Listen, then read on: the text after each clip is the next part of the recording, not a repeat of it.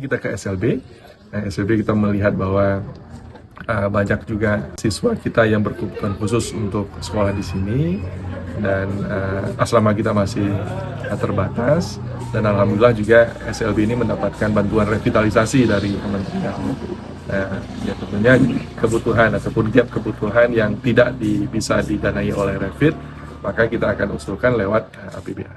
Karena itu juga melalui Pak Kacapdin dan juga Ibu Kepala Sekolah, baik mau itu SLB maupun SMK, gap yang ada itu dikomunikasikan supaya nanti ada intervensi dari pemerintah, baik itu dari pemerintah pusat maupun dari pemerintah Aceh. Masuk, Pak. Masuk. Siapa namanya? Bukan, Pak. Rizkan. Ini siapa namanya? Nam. Namanya siapa? Cas. Keren. Iya. Kalau ini berapa? Berapa tuh? Tambah 3. Tambah 3, jadinya? 3. Iya, jadinya berapa? 4.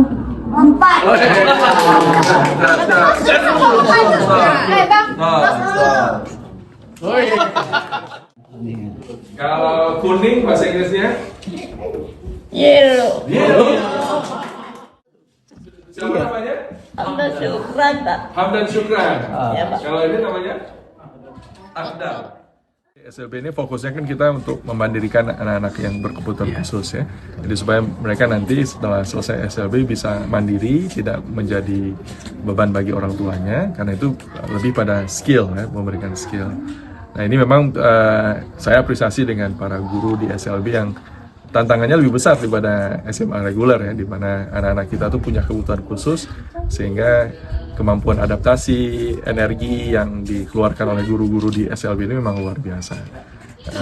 Di ke depan memang kebutuhan guru SLB yang merupakan pendidikan khusus ini perlu kita terus tingkatkan ya, karena memang kita ketahui di SLB itu banyak juga guru-guru yang tidak dididik dengan pendidikan khusus, banyak yang guru-guru yang dari mata pelajaran biasa tapi punya komitmen untuk mengajar di SLB. Nah ini yang kita akan prioritaskan, kita akan usulkan mendapatkan beasiswa untuk mendapatkan pendidikan khusus untuk apakah S1 maupun S2. Nah, itu menjadi agenda kita khusus untuk beasiswa yang akan didanai oleh Dana Abadi Pendidikan yang ada di Aceh.